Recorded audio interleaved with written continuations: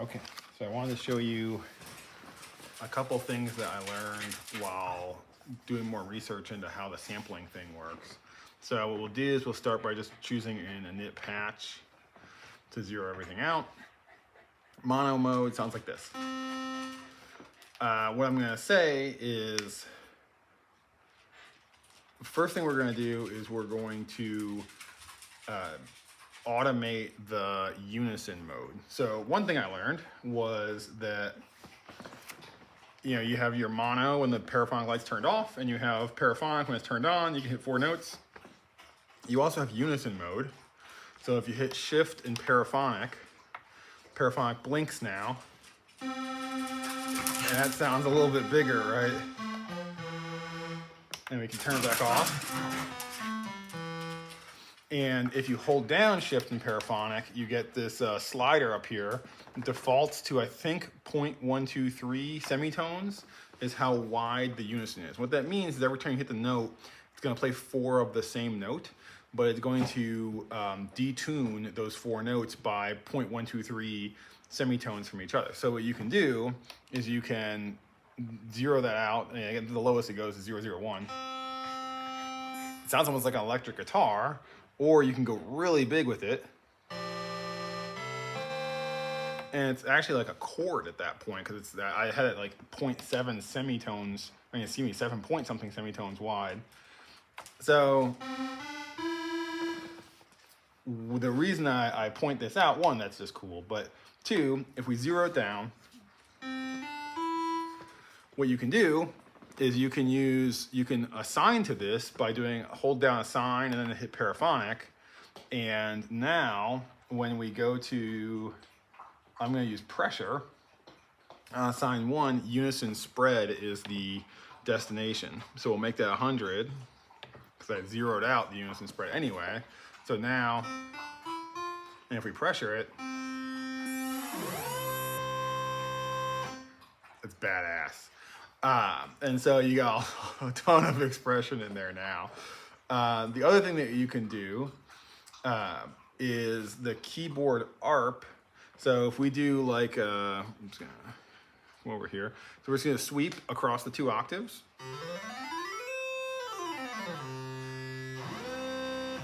But what we do is we assign keyboard ARP to pitch and zero that out.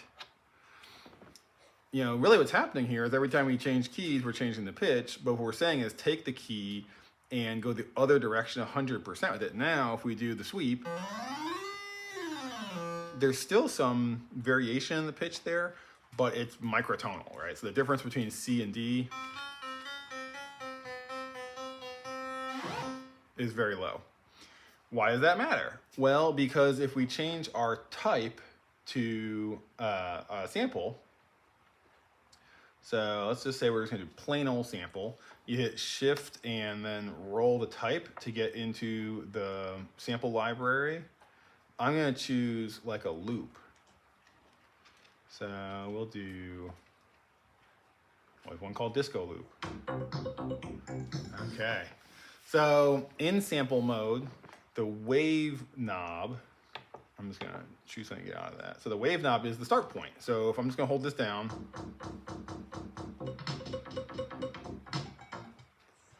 interesting stuff, right? The problem is gonna be, without this D pitching, every time you change notes, it time stretches the whole sample. That's still pretty freaking pitched, right?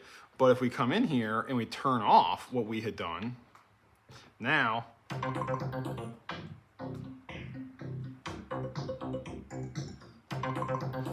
so if we do that again and we zero out the pitching,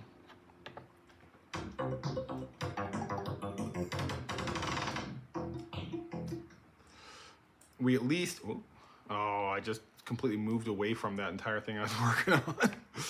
Well, so what we could do is make it so that we can choose different keys without changing the pitch stretch so much. I've looked to see if there's a way to just turn off key stretching or pitch stretching, whatever you want to call it. And so far, I have not found a way. And why do I bring that up? Because theoretically, if we choose a sample that's a loop, we'll go back to our disco one. That's pretty cool.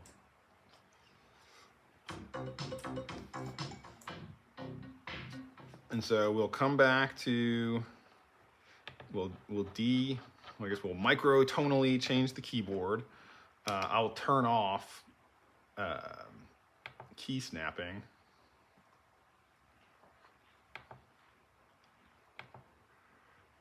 Scale is off, root node C. Okay, and then I think there's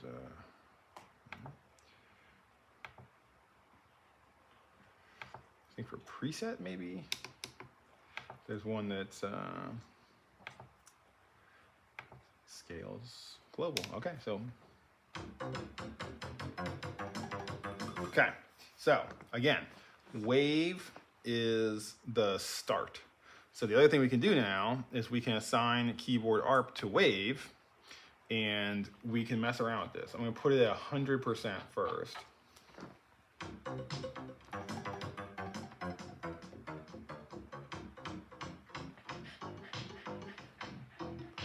I think because the keyboard ARP is assigned to it, it evens it back out. Let's try, we'll leave that one at 100 and we'll take the keyboard ARP to pitch all the way off.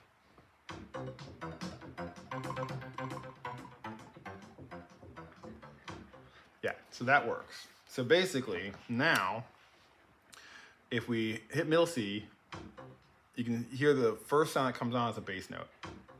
Boom, boom, boom, boom. But if we hit high C, it's already on the second note.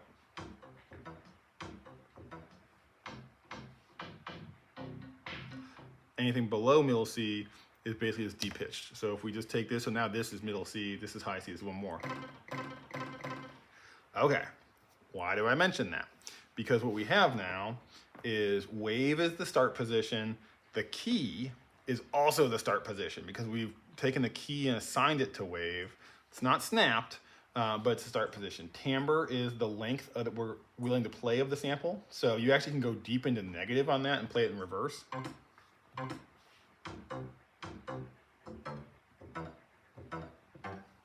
So you can just fiddle with this, and basically what we can have is a drum library.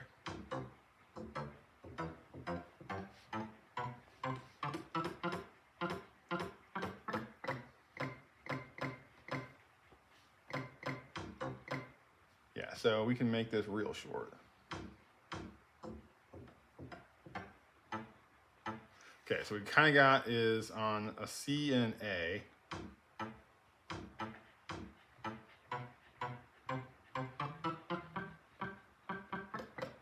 Okay, we got a snare here.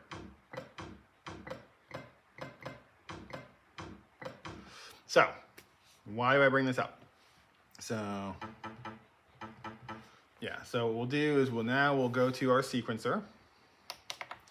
And we're going to do step sequence record. So kick, and I've already forgotten what the snare was. We're going to do skip, I guess.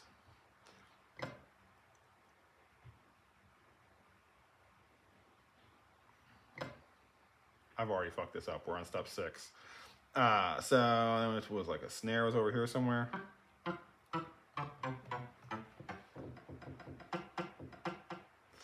Okay, we're gonna start that over again.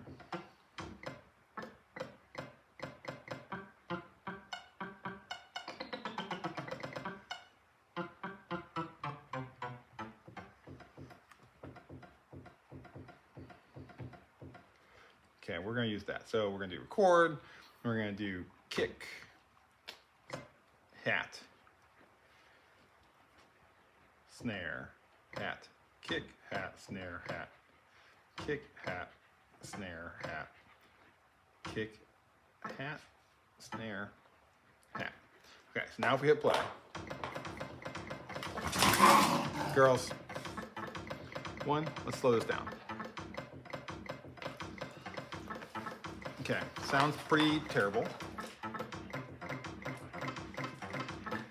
As we add more, we can reverse the length. Okay, so I have it on 3.9 for the length, and then I think this is how many grains it's going to loop on the shape.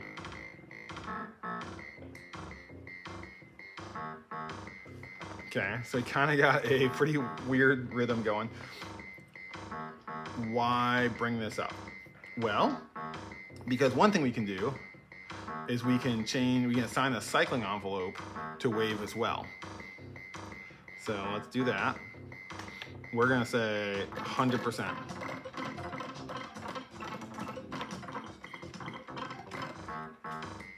And we have this amount knob visible, so we can actually use this. So let's make this an envelope instead of a loop.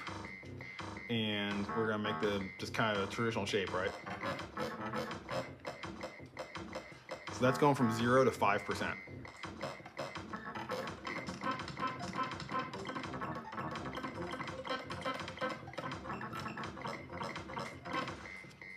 Because what it's doing is we've sliced the sample up by time, and we're not pitch stretching it, and we're playing small, grains out of the sample by key, and we have a sequence set up for those keys. What this is doing is it's shifting the entire sample forward in time while preserving the cuts that are there. And so you really get like some chaos.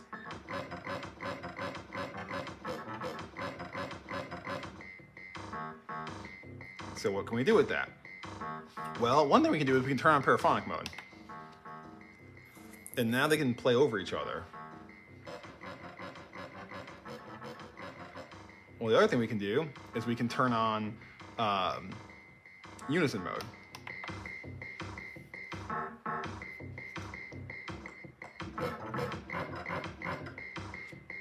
The other thing we can do is we can use glide. Because what glide says is how long in time when you hit one note will it take to get to the next note. If you go from C to D, this is just a control for how quickly it'll go. If you turn it all the way off, it'll be instantaneous. You turn it all the way up, it might take like 5 seconds before it changes the pitch. Well, in our example though, it's not pitch, it's the place in the sample. So let's just leave this going, we'll turn the glide up.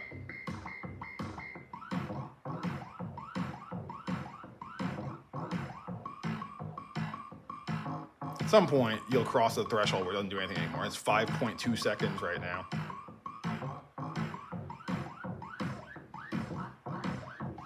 We get something that sounds kind of good, and now we move this amount knob in the envelope. Completely chaos.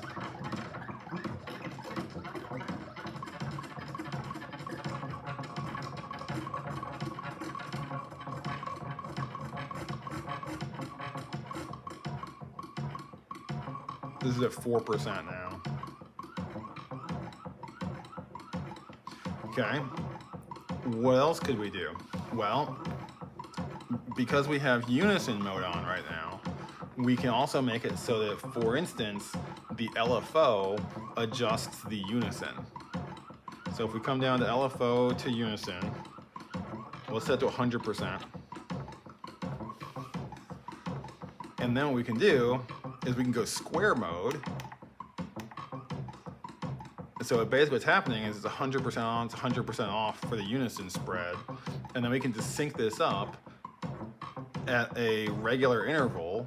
We have kind of a 4 on the 4 thing going here.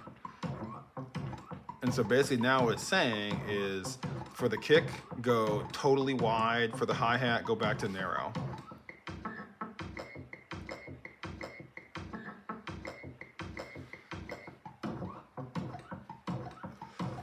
And that's just in sample mode. So let's choose a different sample. Let's, I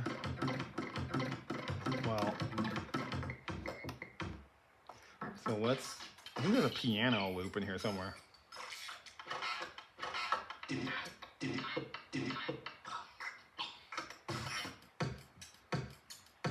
Oh, here's a drum break. We'll use this. So go to glide.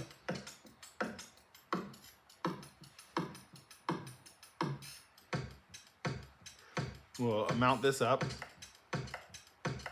Suddenly we got like a hat in there somewhere.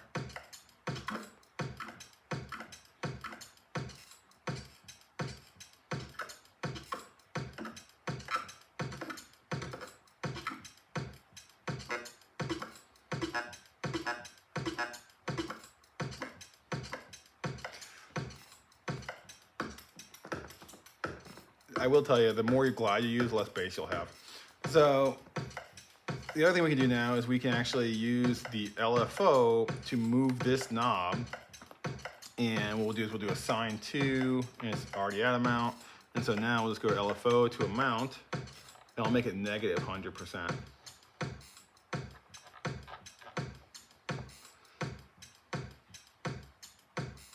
Basically what that's doing is making so this amount knob only applies to every other note.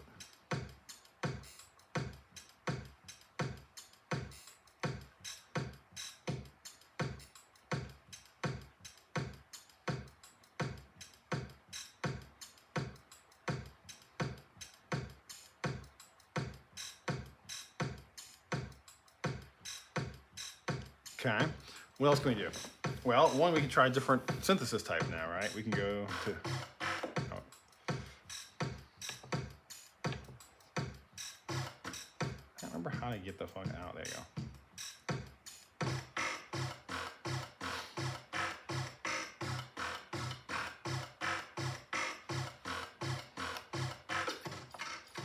Okay, so if we go to scan grains, that's what we got. And it's because these things don't necessarily mean the same thing anymore. Now instead of start, it's the scan and the density and chaos. So let's go to cloud.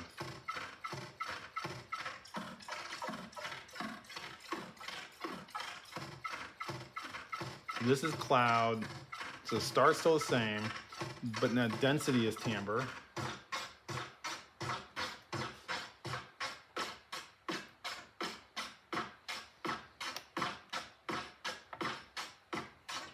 And then shape is chaos again, right? Sorry. And so now,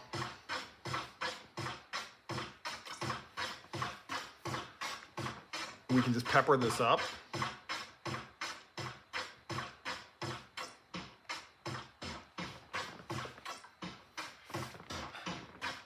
And we can do like a whole rhythm section off this that's got unison stereo,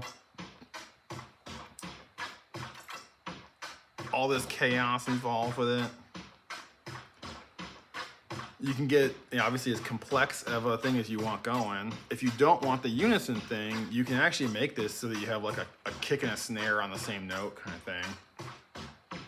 Just something to think about and keep playing along with.